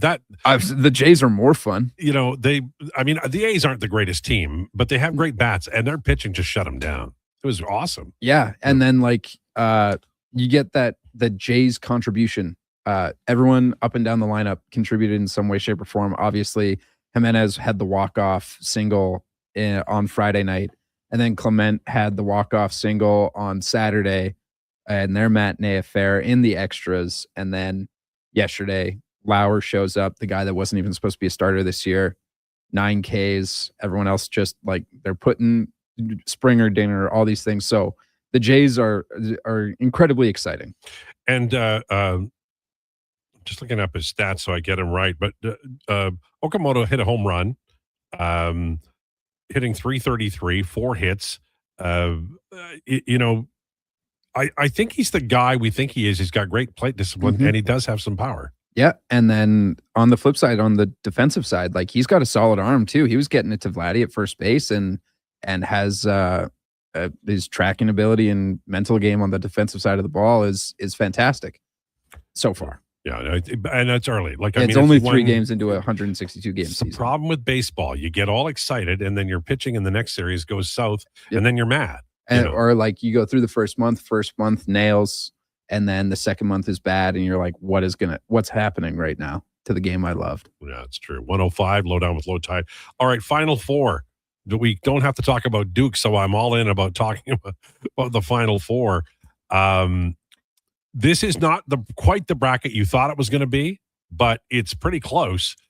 So now that we're down to this, kind of Final Four-ish look, have you changed your mind? Do you still like the same teams that made it through as ones, or have you kind of changed it up a little bit? No, Arizona and Michigan, I obviously had that side of the bracket. Arizona was the most consistent team this year, and Michigan, when they showed their top ability, they were probably the best team this year. A lot of people are kind of calling that game, that regional final, or not regional final, sorry, that Final Four matchup, they're calling that the real national title game, which is so disingenuous to UConn and Illinois, quite frankly. But UConn's had a thing I think they're 17-0 in their last 17 games in the tournament past the Sweet 16. That is stupidly incredible. Statistical anomaly, incredible. So shout out UConn for getting there. Unbelievably well coached. I actually think Dan Hurley's done a lot in spite of the talent on that team that year. It's not nearly as good as the teams that won back-to-back titles in 23-24. It is kind of one of those things, though. You look at this UConn team, and you would probably say, with respect to Tommy Lloyd and Dusty May, just because of what Dan Hurley's done, that is the best coach team. Then you have Arizona, which is the most consistent team all year. Then you have Michigan, which is the team that plays the best when they play to their top capabilities. And then you have Illinois. No disrespect at all to Illinois. You're a Final Four team. You beat Houston. That's a really good team you had to get past. But they're kind of the one that's hey, we're just happy to be here. No disrespect. And they got Peja Stojakovic's kid on that team, by the way, name you guys might remember. They're a good team as well. They're just kind of the odd man out in that sense a little bit. So, no, is it the Final Four I expected? Absolutely not. I had Houston where Illinois is, and I had Duke where UConn is. I had Arizona and Michigan there. I think we are gearing up for an all-time game between Arizona and Michigan, like a truly, truly all-time game. And then if it is UConn in the national championship again, Dan Hurley just kind of wins national championships. I mean, so throw the record book out a little bit when he's there, or actually keep the record book. Because like I said, you're 17-0 in your last 17 games past the Sweet 16, which is incredible. It's been an unreal tournament. I love it. We're getting blue blood, heavy hitter basketball. I cannot wait for these final 3 games. It is, like I said, it is the best tournament in sports we get year in, year out. Yeah, and it's like each level has certain excitement about it. The initial week is like, it's breathtaking. Your mind is blown by all the activity. It's hard to sleep because there's so much adrenaline going on. And then the following weekend you slice it down, and the games are less often, but they have greater meaning. And we saw it with the UConn shot against Duke. That's an all-timer. People will remember that for the rest of their lives. Oh, it'll be up there with Jenkins and Lamar Butler and, maybe Christian Leitner's was the most iconic, but yeah, it'll be up there for sure. You made such an unbelievable point. Like each weekend, you could honestly even break it down to each 2-day segment is a different level of excitement. You absolutely nailed that. And I think a lot of people fill out their bracket and the first 2 days, that Thursday, Friday, are true madness. And it's like 24 hours of basketball in a 48-hour segment, obviously 16 of which you're spending sleeping. So it's like 24 hours of basketball out of 32 waking hours, conceivably, or like something like that. I don't know how the math works out. And then I think people fall out of it a little bit, which is natural if you're not a college basketball fan. But the games just continue to get better. And you're seeing really elite talent on display. You're seeing really elite coaching on display. You're seeing effort that you don't see in the NBA on display. So yeah, it's the best. I love it. I'm so glad it's we're getting the Final Four here. Yeah, it's going to be wild times, and it's for me with Duke out. This is just a petty old man talking, but I'll cheer for Arizona. Because Travis Yost is a fan of Arizona. That's a great pick, man. Like they have been so they had 104 points in a game and took 6 threes in this tournament. Like they're just a monster. And I love the different styles too, right? Like it's college basketball in a way is so pure because they're mistakes. Like the NBA never has as many mistakes, but the mistakes are what makes the game. Absolutely, it's same reason I love college football. Yeah. It just makes it so much more fun. And why did that kid pass the ball? He didn't need to, but that's the game. Yeah. And it's sometimes even like, why is that kid even on the floor? Mm-hmm. The other thing about it is like some of those guys, that is the highest level of basketball they will ever play. Right. Like, that when they're done, they are done. Yeah. And so they leave it on the floor night in and night out because they got something to prove, and that some of them know, yep, I'm never making it to the NBA. I'm never even making it to the G League. So might as well go ball my ass off. Is that what you were going to say? No. Okay. Bowen says T-minus 40 days until fire Atkins and fire Schneider text. That's why signing guys long-term, it's like whenever a manager or general manager gets signed for a long-term, you're like, how long will it take before everybody hates this guy? You don't think Schneider has a bunch of goodwill for being the manager? Sure he on does. But how long do you think it's going to take to ruin that? Season and a half. I think because baseball is a 162 game season, maybe it'll happen quicker, because if they do go into a slump where they lose every game for a week and a half or whatever, and it's gonna be like, what's John Schneider doing? Get him out of here. No. But you take that team to the World Series, I think you get a season and a half of goodwill. That's fair. Ed says they're actually booing Bichette. LOL. Well, he's not playing. He came up so many times. Soto hit just a dart double, and somebody got thrown under the plate. They needed another hit, and Bichette comes up, and when Bichette, when he looks bad, he looks really bad, and he did not look good this weekend. And the Mets should have gotten more out of this weekend than they did. So he'll be fine. What does he have? 7 Ks? Yeah. That's bad. Not as bad as Cal Raleigh, but bad. They were throwing him like soft stuff inside that faded, like inside pitch, righty to righty inside, and it would fade to the right. Deadly. And he just couldn't handle it. And he didn't recognize it in time, and he kept swinging at the same pitch. It's nuts. I mean, I can't help him, but I just saw it on TV. Okamoto, baby. Look, he's the guy. The guy in Chicago is going to hit 35 home runs and strike out 210 times. But this guy has plate discipline and he's got power in Toronto. So that's a great get.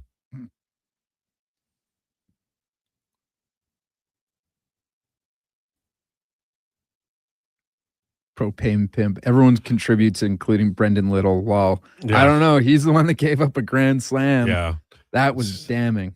Andrew says, if Rachel could see, I'd have my money on Rachel and a Rachel v. Declan.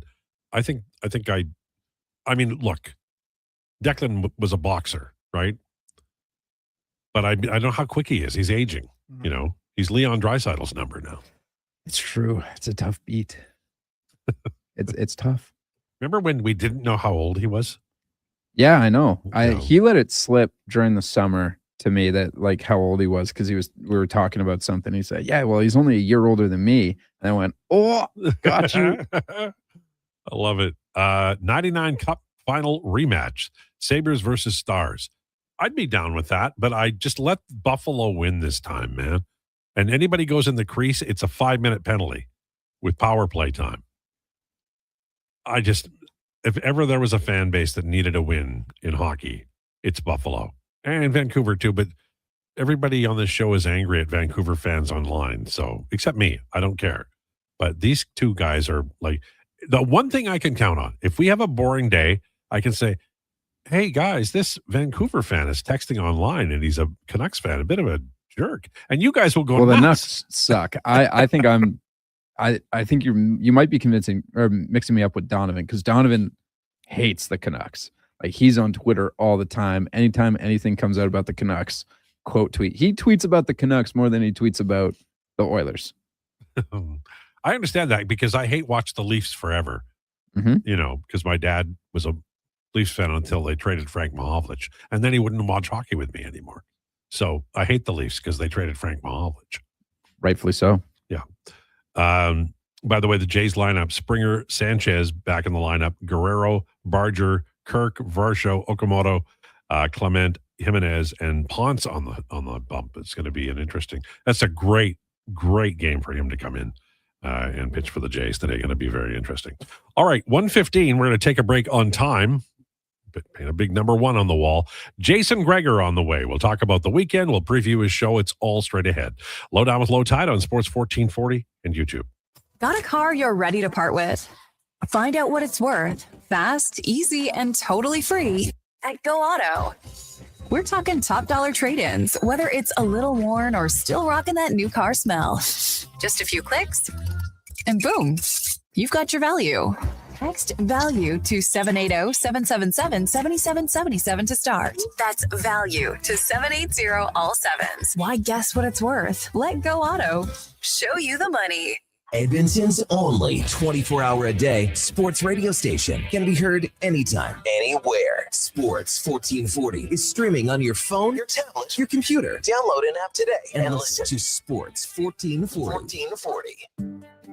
Who's that working on the underground utilities over there? All-Star Construction, that's who. What about the street lighting? Yep, All-Star Construction. And the directional drilling, hydro vacuum, neighborhood renewal, and telecommunication work? Yep. Since 2009, All-Star Construction has been doing all that and more, shaping and building Edmonton communities for land developers all around Edmonton. That's what All-Star Construction is all about. Fountain Tire, the savings come in threes. Up to 25% off select tires, a mail-in rebate of up to $100 off a set of 4 select tires, and $50 off $150 service. We're basically the BLT of savings until April 25th. Restrictions apply. Book today. Every goal, every Selly. The place to cheer on your favorite team is Selly's Sports Bar and Lounge. Never a bad seat in the house with all games on tons of big screens. And Selly's menu, top shelf. Plus, check out the game night food and drink features. And don't miss the excitement of Oilers watch parties all season long. Experience Selly's Sports Bar and Lounge at all 3 Century Casino locations, Edmonton, St. Albert, and Century Mile. Every day is game day at Century Casino. It's Truck Month at Wolf GMC Buick, and we know trucks. And we have the best deals of the year right now. Some have 0% for 4 years. We have 0% for 6 years. That's on our number one selling GMC Sierra half-ton crew cab, or the Elevation, the AT4, or Denali. Yep, 0% for 72 months. And Costco members get an extra discount on some of our SUVs. Pop in today and drive away smiling. Wolf, GMC Buick. We're making it easy. Country. Your seat is closer than you think. Starting at just $28 a week with a deposit-free payment plan available. Securing your full, half, and quarter season seats inside Rogers Place for the 2026-27 season has never been easier. Sign up for pre-sale access at edmontonoilers.com/season seats. Experience all that Rogers Place has to offer during an Oilers game night by visiting edmontonoilers.com/season seats. That's 2 minutes for teeth chattering. Freezing on the sidelines again? The Kuma heated chair is a must-have for sports parents who want to cheer in total comfort. From chilly spring mornings to frosty fall evenings, you can finally be warm and comfortable for every game of the season. Shop Kuma Outdoor Gear online and choose from 4 unique models, including one you both can curl up in. Get yours today at KumaOutdoorGear.com. The Lawnmower Hospital. Contractors, spring cleanup is coming. It's time to get your lawnmowers, aerators, power rakes, lawn vacs, and more serviced at the Lawnmower Hospital. Hey, the longer you wait, the longer you'll have to wait in line later. Their service department gets crazy busy as the season rolls on, so get in now while it's calm. For quick service on top brands like Bluebird, Ryan Turf, Husqvarna, and more, check out lawnmowerhosp.com. The Lawnmower Hospital. For over 60 years, the folks at Diablo Boots have been selling the best Canadian-made boots. Handcrafted in Winnipeg, Canada West makes the best quality cowboy, biker, and work boots for Diablo Boots with replaceable soles and heels. Why buy cheaper quality like Ariat, Justin, and Red Wing made in China when Canadian-made is better? Support Canada's workers and Diablo Boots for the best boots. So save on boots by Save On Foods. That's Diablo Boots, 3340 Gateway Boulevard on the east side of Save On Foods. Canada West and Diablo Boots, the two best names in the boots business.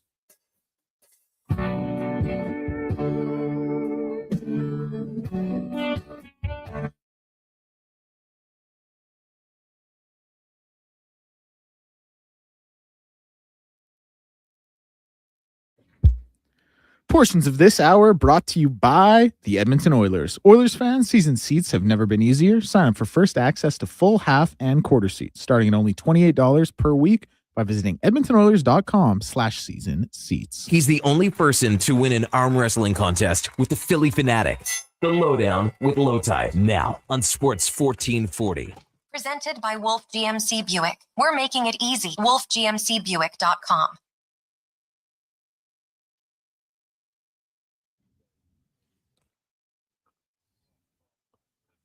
It's 1:20. This is the Lowdown, brought to you by Wolf GMC Buick. It's truck month. Check them out, wolfgmcbuick.com. Matt says, Lowetide, can you congratulate the Lumsden Monarchs for winning the Saskatchewan Senior A Provincial Championship last night? Defeated the Raymore Rockets, who happen to have former Oiler Eric Greiba on the blue line. There you go. I bet he's still punishing people. Lumsden, that's where I got all the speeding tickets. They had a RCMP officer there who was diligent, and I got a lot of speeding tickets back. No, I didn't necessarily speed, but it's a nice area around Lumsden. It's quite beautiful. Looking at the scenery, listening to your Fleetwood Mac cassette, and they pull you over.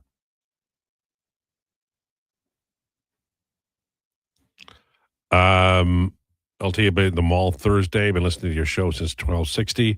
Reading your stuff online, long time. Would be great to meet you. Brian from Saskatchewan. I don't know how we arrange that. I don't know how that works. Come by the station, ask for Josh. He'll check you out, make sure you're okay. Yeah, if you just come to our doors at entrance 55, you can ring the doorbell. Now, Lowetide's pretty quick to get out of here, but if you just ring the doorbell, someone will come and say, "Oh yeah, I just was hoping I could meet Lowetide," and someone will be able to set that up for you. When he says that, it's true. It's absolutely true, and there's no doubt about it. All right, he's a busy man, but he's here now, and we're glad to have him. Jason Krueger, welcome to the studio. Al, how you doing? I'm good.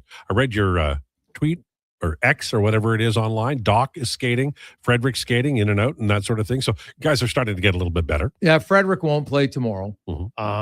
Didn't get the clearance yet. It's very close. Thursday is a possibility. Doc would be Saturday at the earliest. Today is his first practice, so I don't know if he's going to be ready for Saturday. And even when he is, I'm not sure, like, is there room for two guys, and Draisaitl, you know what I mean? So now Draisaitl wouldn't be ready right away. But, I look at Frederick, and that's going to be a tough decision on who comes out of the lineup for him. Doc, I could see Doc potentially going back to the AHL just so he could play, right? He's a young player. I know he spent a lot of time in the NHL this year, but you get him back. It's kind of like a conditioning stint, except it's not because he's an AHL player and he can get in there and get in some games. And that would also help the AHL team as well. The one thing that we can talk about, the team's playing much better, but when it comes time, when everybody's healthy and we're heading towards the playoffs, there are going to be some good players sitting. Yeah, well, I look at it. So if you look at the lineup yesterday or Saturday and you say, okay, Draisaitl comes in. So somebody in your top nine's going down. My guess might be Szymanski to your fourth line because, Draisaitl comes in at center. So Roslovic or Nugent Hopkins, one of them moves down to the third line, probably Nugent Hopkins maybe, right, with Dickinson and Kapanen. And the reason I say Szymanski over Kapanen is Kapanen's a right-hand shot, and he's got a lot of playoff experience, and he's a little bit quicker. And so then Szymanski, Henrique, Frederick. So does that mean Jones and Lazar are out? No. Or I know they really like what Jones is doing in limited minutes. So they like what Szymanski's doing. So you're right. It's a good problem to have. Whereas early in the year, people are like, oh my God, their depth's terrible. Well, now they've got some depth, and it's a diverse type of depth. Al, like Dickinson has added a third line center who, like, I talked to him today about the Theodore play, and he said, he goes, I didn't have a problem with the hit. He says, I kind of put myself in a bad spot, and I respect players so much when they say, yeah, everybody online's freaking out. Oh, it's a terrible missed call. It's like, I didn't have a problem with the hit. Now, was I pissed off? Yeah. And we saw his reaction. Yeah. Right. And at that moment, that to me, the Oilers need more of that, right? Because it creates a flurry and there was no hesitation or guys are coming in. Heck, Szymanski even, Szymanski even tried to get Lauzon and wisely, luckily for him, he didn't. I don't know if Josh can fight, right, but Lauzon can fight. Yes. And so that might not have been the best thing for him, but he's willing. And if you're willing, that's all that matters 99% of the time. So the Oilers have a little bit more grit. Murphy's brought that. Right. And I think with that is like Darnell Nurse's last 4 games might have been his best 4 consistent games of the season. He's so like in every play, and like physically when they were, I can't remember who pulled him off of, but he's so strong, Jason. Like he can do real damage. And I don't know whether he kind of fades that style of game because they don't want him to take penalties or whatever. But when he's involved, he's involved in all areas more when he's physically involved. Well, the physical side is the one thing I'm like, well, that's Nurse should be good at that. I've actually been more impressed by his plays with the puck the last 4 games. You're seeing him just make simple plays. He's not trying to. I can't recall the time where you're like, what was Nurse doing with that puck? Because that was a regular occurrence and a regular question early in the season. And really, since that Tampa Bay game where he played almost 8 minutes against Kucherov's line, it was really good.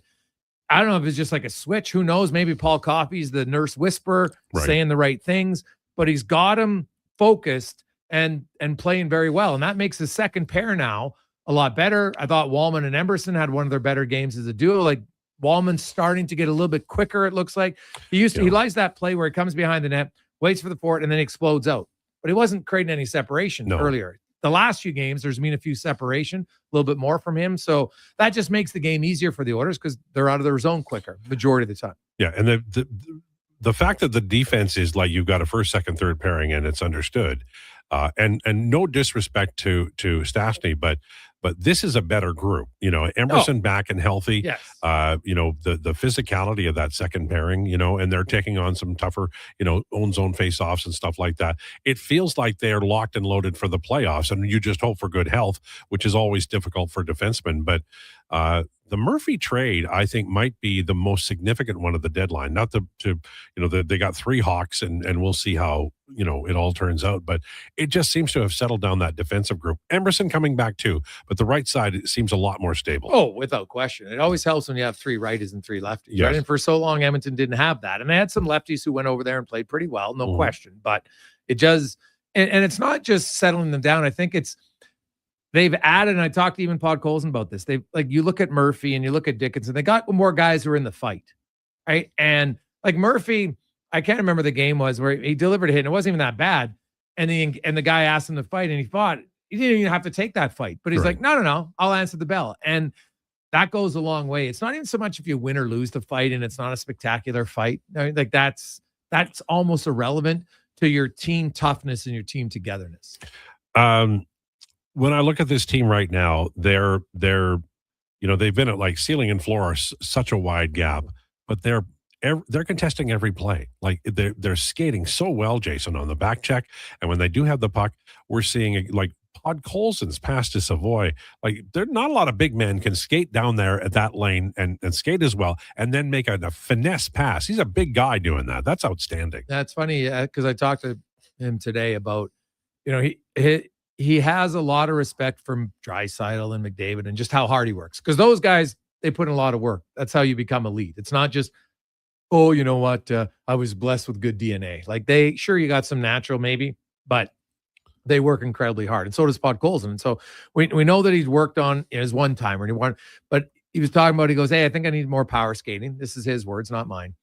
And he wants to work on his hands more. He feels that, you know what, hey, if I'm going to play in the top 6, and this guy was a 10th overall pick, right? So he has some ability there. But like you look at Pod Colson and, I chuckle. I see some people saying, oh, he's a third-line player. I'm like, you guys even you don't understand the concept in today's NHL of 5-on-5 scoring. Pod Colson's 62nd in points, and he's 41st in goals amongst forwards. So top 6, there's 180, actually 100, you do 32 times 6, right? It's 192. So he's 40th and 60th in goals and points, 5-on-5. He's a legit productive top 6 winger. And don't tell me it's because he plays with McDavid and Draisaitl, because lots of guys have played with them and they're not productive. So he's productive and he's still young. You've talked about it a lot, Sal. He's 24, right? Him and Savoy are the wave to kind of hopefully come through, and maybe Howard in the future. I don't know yet, but they've got some guys, because McDavid and Draisaitl aren't slowing down anytime soon. Right? Even Zach Hyman. You look at Zach Hyman, like Zach Hyman's having a great year. He's got 30 goals. Like he's on pace for 45 goal season. Yeah. When if he was healthy. When Leon gets back, is there any part of you that thinks that Pod Colson and Savoy or one of them might stay up with McDavid, or do you think those two will slide back with Leon? I think ultimately Zach Hyman's the guy. I think you have Zach Hyman right now away from McDavid, so you can have a second line that can score 5-on-5. Yeah. Right?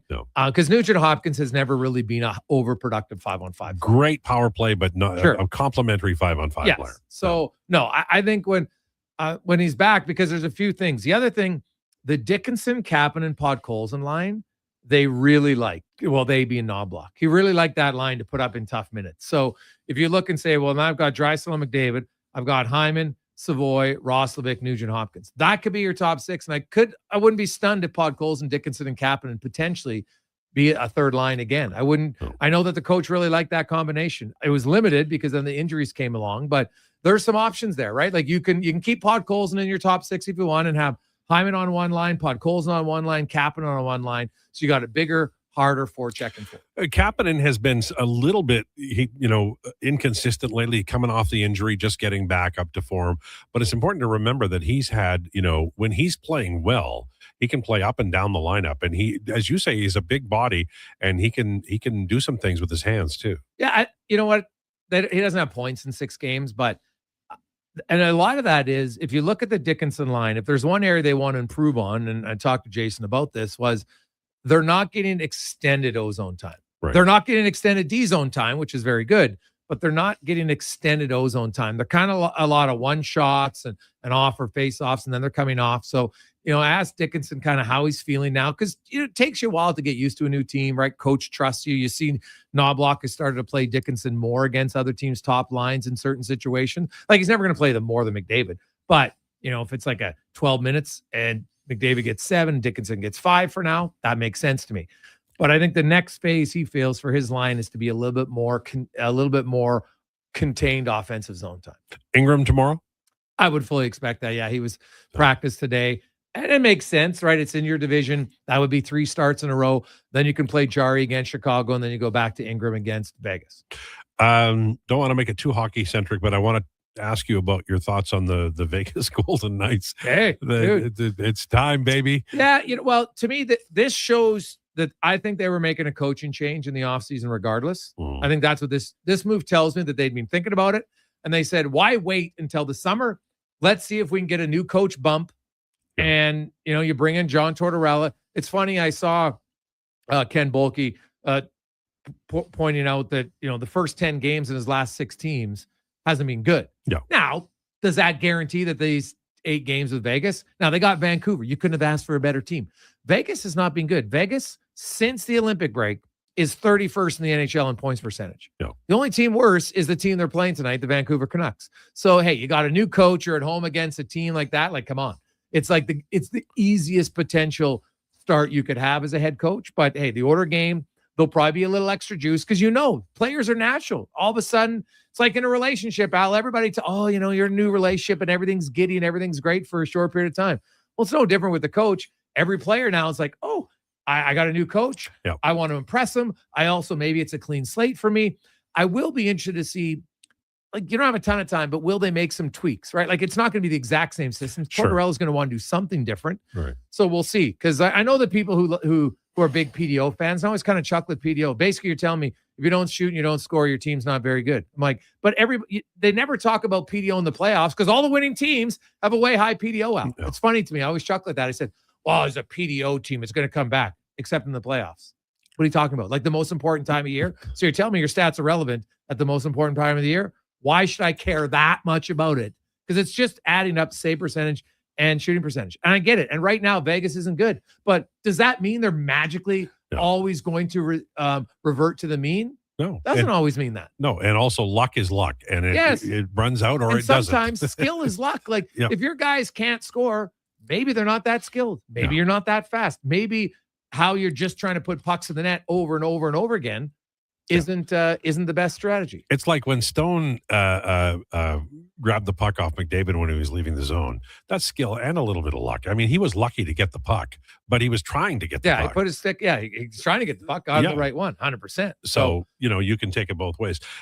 So very quickly, baseball or March Madness, did you check out any on the weekend? Well, I saw the Duke UConn. Well, I didn't watch the most. I saw the best part of the game, the last 10 minutes, which was wild game and was a highly entertaining game.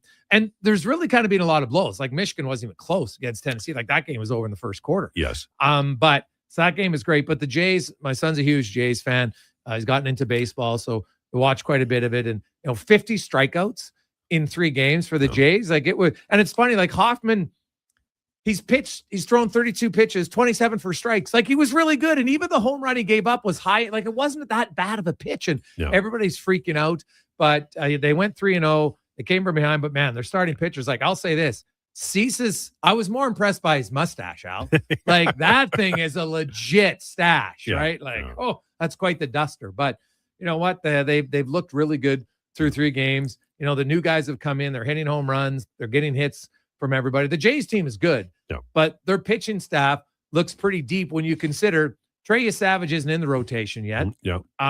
Barrios isn't in the rotation yet. Bieber isn't in the rotation yet. Like they're almost going to have, like, I wonder if they're going to trade, like, are they going to trade Barrios when he comes back and gets healthy? Yeah. Like I truly wonder. They got Ponce going today and he's very good. So they're deep at starting pitching. Oh yeah. Like I know Lauer can go to the bullpen, but man, he was really good as a starter all of last year. Right. And it's always good to have a lefty. Yep. So, if Mad Max is your 5th guy, like that's not a bad starter. Plus they got 3 guys out. So no, the Jays are good. Now they also have a pretty favorable schedule to start. Sure. There's no question about that. Like they could easily start the season 9-0. The Rockies aren't that good. And then there's always Tommy John surgery lurking when you've got too much pitching. It just, you never know, but they can strike out guys. Also, if you like strikeouts, that's what they'll do. And their relievers, they still had you a little nervousness, right? What did you think about I don't know if you saw any of it or maybe you didn't saw a little bit, but the challenges, I thought they were great, where you challenge this ball and strike and it turned around quite a lot. Quick and do you know what I like, Al? I like how quick it is. Yeah. Right? Like you just tap the helmet, it's like 15 seconds in a short period of time. And I did see the one ejection where the manager thought the pitcher waited too long or he looked at somebody and I'm like, I don't know, but that was the first ejection from review, right? Like you gave him too much time. Like it was hilarious, but it's only in baseball. But overall, I don't mind it. Like it's a quick tap, and it's funny. A lot of times, like, well, I'm going to rely on the catcher, but the pitcher knows, and so far it's pretty good. And the thing is, though, like when you're seeing it, like everybody's like, oh yeah, these umpires are bad. I'm like, guys, it's real time at a 95 mile an hour fastball, and it's literally we're talking like, oh, he just gets the piece of it. Does that's why they went to tennis, because the ball's so fast you're not going to get it perfect. So I don't mind it, right? Like I hope that we don't have too many of them, right? Like you don't want it to just be like 8, 10, 15 a game, and if that's the case, then obviously they might have to read. The umpires, they're the ones that are probably going to be looking a little bit tighter here, so it's okay. But I liked how quick it was. Yeah, there won't be that many. Angel Hernandez is retired. There won't be that many. What's coming up on the show? Woodley will be by, of course. We'll talk goaltending. Al, we are going to talk the Flyers and the Oilers are tied in one category that both want out of. So we'll talk about that. They're the last two teams in the NHL. The races in the East is very tight for lots of spots. In the West, it's kind of a race for one spot, and all of a sudden it's 6 teams. Yeah. Because the Nashville Predators, they're currently in 8th place, Al, but they played the most games. They don't play till Thursday. St. Louis, all these other teams could pass them. Because, St. Louis could catch them. I shouldn't pass them because they're 4 points back with 2 games in hand. Like, it's wild race in the NHL. But is it a good race or is it bad when you've got a lot of average teams? That's the question. Yeah. All right. Look forward to it. Thanks, Jason. Thanks, all right. On the way, Declinations. Lowdown with Lowetide on Sports 1440 and YouTube. It's Truck Month at Wolf GMC Buick, and we know trucks. And we have the best deals of the year right now. Some have 0% for 4 years. We have 0% for 6 years. That's on our #1 selling GMC Sierra half-ton crew cab, or the Elevation, the 18-4, or Denali. Yep, 0% for 72 months. And Costco members get an extra discount on some of our SUVs. Pop in today and drive away smiling. Wolf GMC Buick. We're making it easy. NHL Star Sticks are back at McDonald's, and we're celebrating by going bigger. Make that smaller, way smaller. It's true, maybe. Collect the set and get one of 7 mini sticks with every NHL Star Sticks meal. Featuring McDavid, Matthews, Quinn Hughes, McCarr, Celebrini, Reinhardt, and Montembeau. So get yours while they last. 1 stick per meal purchase. Limited time at participating Canadian restaurants. I didn't talk with them today. Bringing every project to life requires the right team. By joining the Japa Machinery Group service or sales teams, you can be part of setting a new industry standard. Celebrating a legacy of excellence with Japa. Learn more at japamachinery.com. At Hughes, it's all about getting in and out quick and clean. No cash, no problem. With Hughes' new tap and wash system, all you need is your debit or credit card to get your vehicle sparkling clean. Radio. Find us at HughesCarWash.com. You've got a go-to coffee spot, a trusted barber, even a lucky game day jersey. But when it's about looking your absolute best, there's only one name you need, Mr. Dirk. Family run since 1939. We're experts in crafting impeccable tailor-made suits. Anyway, I've always liked Cease. I liked him when he was with White Sox. That with personalized one-on-one fittings and the convenience of on-site tailoring. Mr. Dirk elevates your style game. Visit our Edmonton store or explore MrDirk.com. Score big on style with Mr. Dirk. It's Truck Month at Wolf GMC Buick, and we know trucks. And we have the best deals of the year right now. Some have 0% for 4 years. We have 0% for 6 years. That's on our #1 selling GMC Sierra half-ton crew cab, or the Elevation, the 18-4, or Denali. Yep, 0% for 72 months. And Costco members get an extra discount on some of our SUVs. Pop in today and drive away smiling. Wolf GMC Buick. We're making it easy. You see it? Fusion Promo Marketing can make it. Fusion makes high-quality, memorable promotional products for businesses, sports teams, and corporate events. From vision to reality, get noticed and remembered. Fusion with a Z, promomarketing.ca. From the local rinks to homes and businesses across the province, Alberta's rural natural gas utilities are here to fuel life affordably, reliably, and safely. We're members of the Federation of Alberta Gas Co-ops, providing natural gas to keep our rural neighborhoods warm and connected every day. It's local, dependable, and it's ours. To learn more about the Federation of Alberta Gas Co-ops and our members, and how natural gas fuels your community, visit fedgas.com. Alberta's energy. Game on.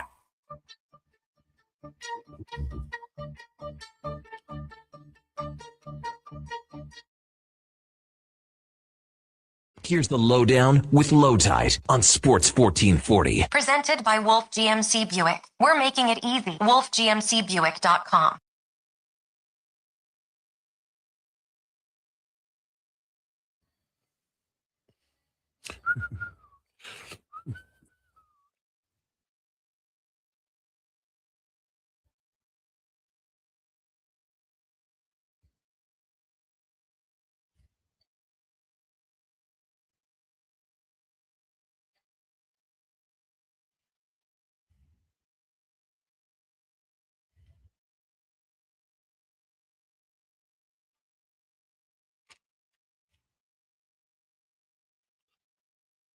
It's 1:43. This is the Lowdown on Sports 1440, brought to you by Wolf GMC Buick. Another lovely spring day. Jason just ahead at 2 o'clock. Right now, though, it's time for Declinations, brought to you by Fairway Divorce Solutions, the clear road to a new life. There is a better way. Fairwaydivorce.com. All right. Declinations, Mama MMA. Declan. Boy. The floor is yours. Boy, do we have something to talk about right now. My favorite fighter lost again this weekend. Oh, dear. And so there's a few things I want to get into. Like Israel Adesanya is a guy who I think most people would agree with this, second best middleweight of all time. His prime was incredibly special. He was one of the most skilled strikers the UFC had ever seen. And like I said, in his day, just kind of had an unbeatable kind of aura to him. But he has now lost 4 fights in a row. He has also lost 5 of his last 6. Of those 5 losses, 3 of them have been by stoppage. And he lost this past weekend to a guy in Joe Pfeiffer who's like good, decent little fighter or whatever. But my point is kind of when you bring up Israel Adesanya, like what I've been saying to people is if I had told you in 2022 or 2023, which isn't that long ago in the grand scheme of fighting because you can only fight a couple times a year, a few times a year. If I had told you he was going to drop 4 fights to Sean Strickland, to Dricus du Plessis, to Nasruddin Imavov, and to Joe Pfeiffer, you wouldn't have just had me committed to a psych ward. You would have had me committed to the one for the most criminally insane. Like that's how I was going to say something I shouldn't have. That's how out of mind that take would have been. And yet here we find ourselves with Israel Adesanya suffering his 4th straight loss this past weekend via a second round ground and pound knockout at the hands of Joe Pfeiffer. And this is kind of the point I wanted to make here. Fighting, when your favorite fighter goes in fighting, it's not like when your favorite, like in hockey, let's say your favorite hockey player falls off and it's like, oh, okay, he's not a 100-point player anymore. In basketball, it's like, he's not a 25-point per game scorer anymore. And in football, he's not a 1,000-yard receiver anymore, whatever it is. In fighting, when you fall off, you get hurt real bad. Like like this is life-changing stuff. I'm not trying to be overly dramatic about it, but this is some pretty life-changing stuff where you're sitting there getting knocked out fight after fight after fight, and you're taking damage fight after fight after fight, and you're putting yourself in positions fight after fight after fight that in your prime seemed inconceivable. So listen, I wanted Izzy to retire like 2 fights ago, honestly. Like I wanted him to retire after the Dricus loss. I really wanted him to retire after the Nasruddin Imavov loss. And then this past weekend, he goes and loses to a guy in Joe Pfeiffer. Like basically this is like, imagine if right now I'm telling you like, hey, by the way, in 2 years, Conor McDavid's going to be outscored by Conor Zary. Like that's kind of what we're looking at here. Yeah. You know what I mean? Yeah. And we're not just looking at it in the sense of like, oh, this is a traditional fall off. We're looking at it like you are taking some pretty serious brain damage. You are taking pretty severe physical damage. You're still putting your body through these horrible weight cuts. Granted, not that Izzy's the biggest middleweight. And, you're still presumably going to be sparring and going through all these camps when the timing and everything just isn't there. So it's a horrible mix of everything. And I hate to see my favorite fighter and a guy who truly is a legend and probably the second best middleweight of all time go out so sad like this. Here's the problem. And it happened. Like Ali was my favorite fighter and he fought too long. Joe Frazier. He couldn't even get sanctioned in the US by the end. Right. That Joe Frazier came back. Jumbo Cummings, I think he fought like years later. 6 years after he retired.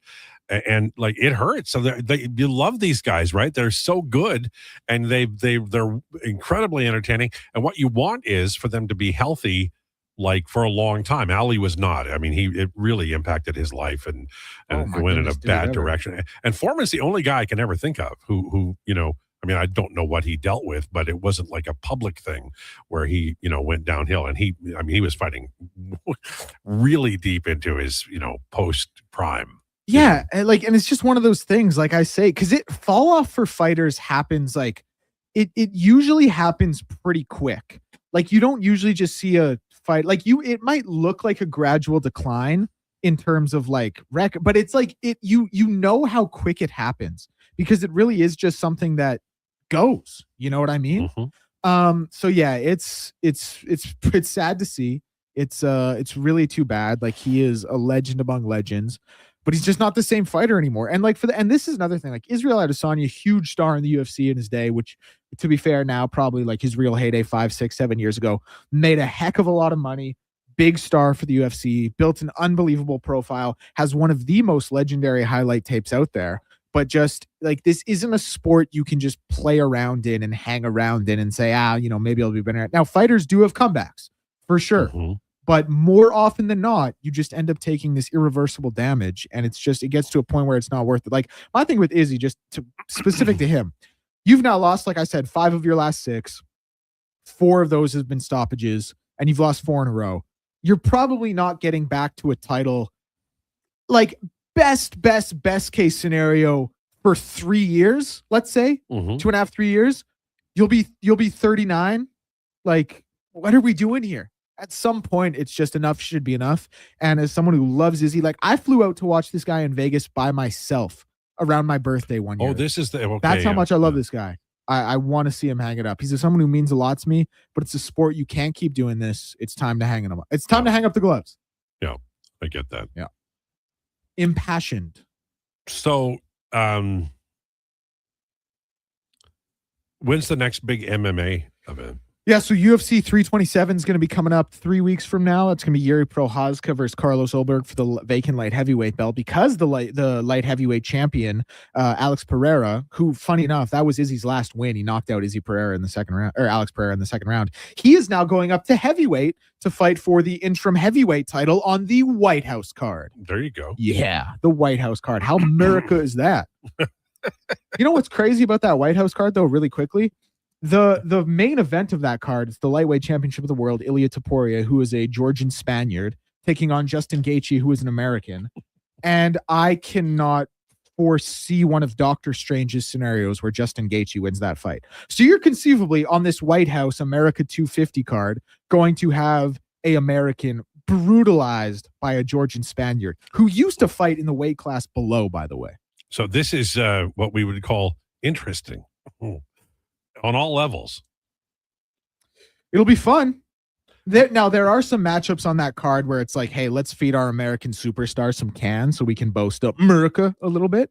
But yeah, it's going to be fun. Is that what you asked? Yeah, I do. I just, because the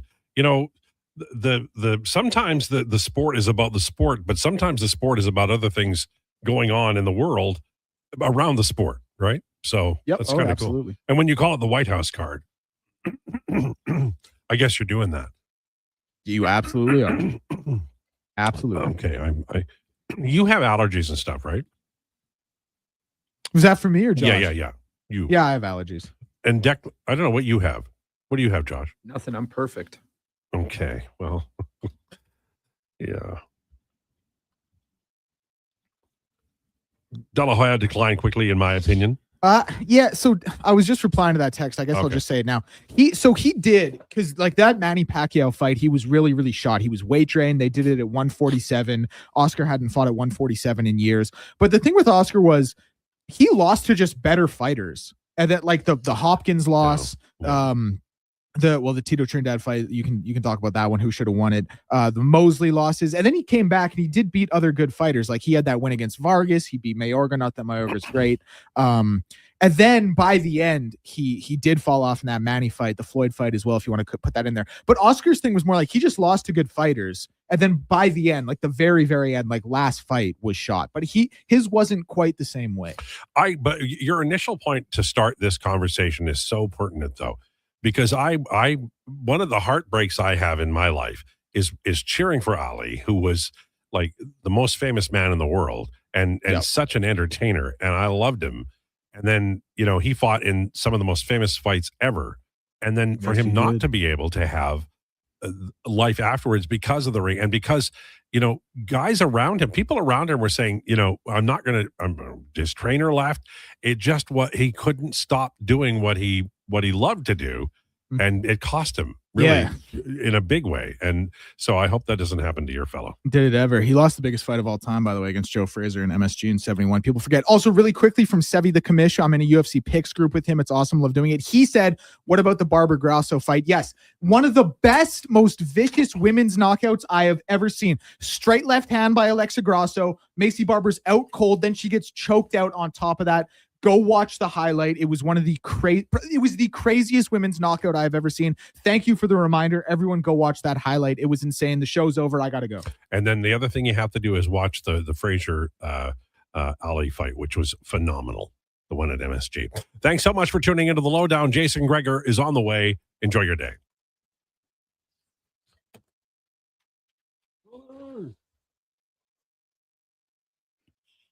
Brought to you by Sean Cunningham of Remax Real Estate. Get the home team advantage for your next move in the Edmonton area. If you're thinking about buying or selling a home, call or text Sean directly, 780-265-0165. That's 780-265-0165.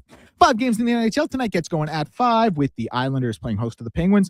Flames will be in action in Colorado at 6:30 in 3 games with the puck drop at 8. Vancouver and Vegas, Toronto and Anaheim, and St. Louis and San Jose. In the NBA, Philadelphia and Miami at 5 to get things going. Oklahoma City will be playing host to the Cade Cunningham-less Detroit Pistons at 7:30, and the Los Angeles Lakers will be hosting the Washington Wizards at 8. In the MLB, Toronto Blue Jays will be in action at 5:07. It's going to be Ponce on the mound as they play host to the winless Rockies. Action gets going in about 15 minutes here with the Twins and the Royals, and you can listen to that Toronto Blue Jays game right here on Sports 1440 on the radio-only feed.